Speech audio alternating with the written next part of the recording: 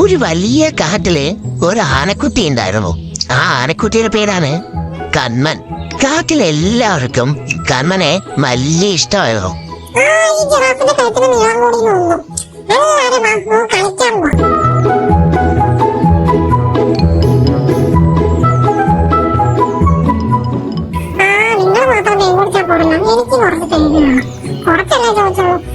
ഞാൻ കുറച്ച് പേരല്ലേ ചോദിച്ചോ. നിങ്ങളുടെ കുട്ടി ഒരുപാട് തേനില്ല. പിന്നെ എന്തിനാ എന്നെ ഓടിച്ചേ?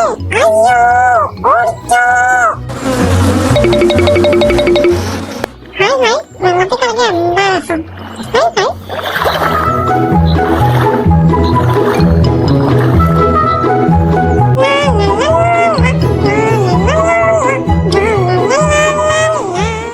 ചില ദിവസങ്ങളില് കന്മന് ചെറിയ വിഷമം തോന്നും. കാരണം അവന് വേറെ കൂട്ടുകാരൊന്നും ഉണ്ടായിരുന്നില്ല. അങ്ങനെ ഇരിക്കുമ്പോണ് മാന്ത്രിക പക്ഷിയായ ചിഞ്ചുവിന്റെ വരവ്. ചിഞ്ചു കന്മനോട് ചോദിച്ചു, എന്താ കന്മ വിഷമിച്ചിരിക്കുന്നവൻ? അപ്പൊ കന്മൻ പറഞ്ഞു, എനിക്ക് കളിക്കാനായിട്ട് ആരും കൂടെയില്ല. അപ്പൊ ചിഞ്ചു പറഞ്ഞു, അതിനെന്താ, ഞാൻ നിന്നോടൊപ്പം കളിക്കാലോ എന്ന്. അങ്ങനെ ചിഞ്ചുവും കന്മനും കൂടി കാട് മൊത്തം നടന്ന് കളിച്ച് ചിരിച്ച് സന്തോഷിച്ച് പോകുകയായിരുന്നു.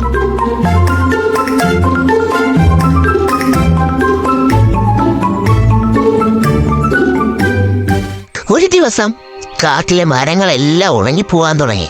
കാട്ടിലെ വെള്ളമൊന്നുമില്ലാതെ പക്ഷികളും മൃഗങ്ങളും ഒക്കെ മരിക്കാൻ തുടങ്ങി. കാടിന്റെ അവസ്ഥ ഭയങ്കരമായിട്ട് മോശമായപ്പോ അപ്പൂപ്പനാന കാട്ടിലെ മൃഗങ്ങളുടെ ഒരു യോഗം വിളിച്ചു.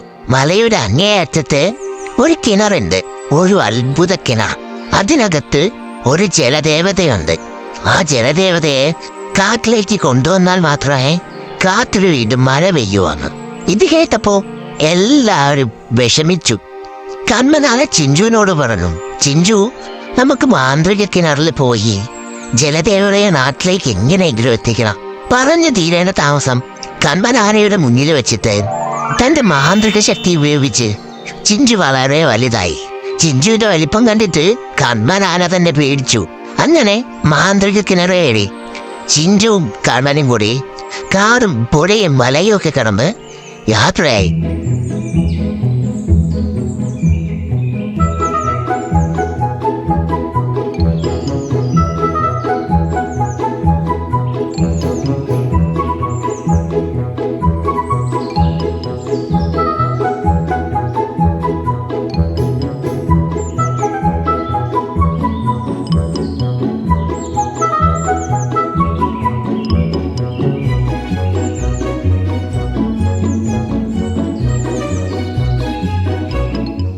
അങ്ങനെ പറന്ന് രണ്ടുപേരും മാന്ത്രിക കിണറിന്റെ അടുത്തെത്തി.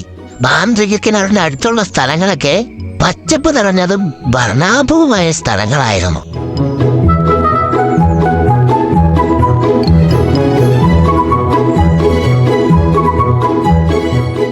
ചിഞ്ചു കന്മനയും കൊണ്ട് കിണറിന്റെ അടുത്തേക്ക് പറന്നിറങ്ങിയപ്പോ തന്നെ ജലദേവത മാന്ത്രിക കിണറിൽ നിന്ന് പുറത്തേക്ക് വന്നു.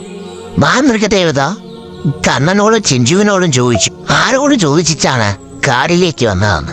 ഈ വെള്ളം ജീവന്റെ തുടിപ്പാണെന്നും ആവശ്യമില്ലാതെ ഈ വെള്ളം ഉപയോഗിക്കരുതെന്നും ജലദേവത ചിഞ്ചുവിനോടും കണ്ണനോടും പറഞ്ഞു. അപ്പോ കണ്ണൻ പറഞ്ഞു, ഞങ്ങളെ വെള്ളം എടുക്കാൻ വന്നതല്ല, ഞങ്ങളുടെ കാടിന്റെ സ്ഥിതി ഭയങ്കരമായിട്ട് മോശമാണ്. കാട് വരണ്ടിരിക്കുക, മൃഗങ്ങളും പക്ഷികളും എല്ലാം ചത്തൊടുങ്ങുകയാണ്. ജലദേവത ഞങ്ങളുടെ കാട്ടിലേക്ക് വന്നാൽ മാത്രമേ ഇനി അവിടെ ഉള്ളവരുടെ ജീവൻ രക്ഷിക്കാൻ കഴിയൂവെന്ന്. കന്മന്റെ സത്യസന്ധത മനസ്സിലാക്കിയ ജലദേവത കന്മനെയും ചിഞ്ചുവിനെയും തോളിലേറ്റി അവരുടെ കാട്ടിലേക്ക് പറക്കാൻ തുടങ്ങി. ജലദേവത എത്തിത്തുടങ്ങിയപ്പോ തന്നെ കാടിന്റെ പച്ചപ്പ് വീണ്ടും തിരിച്ചു വരാൻ തുടങ്ങി. കാട്ടിലാകെ നൃത്തവും ആഘോഷവും സംഗീതവും എല്ലാമായി.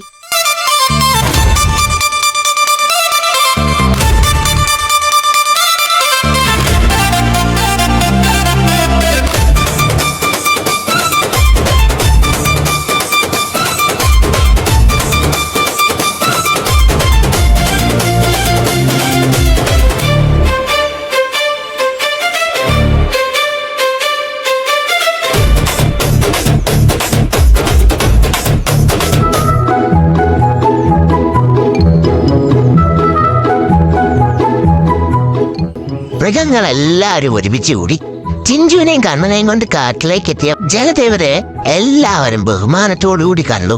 ജലദേവരെ തങ്ങളുടെ നാട് മൊത്തം കൊണ്ട് നടന്ന് കാണിച്ചു കൊടുത്ത് അങ്ങനെ ഒരു ആപത്തു നിന്ന് രക്ഷിച്ച കണ്ണനും ചിഞ്ചു നാട്ടിലെ ഹീറോ ആയി.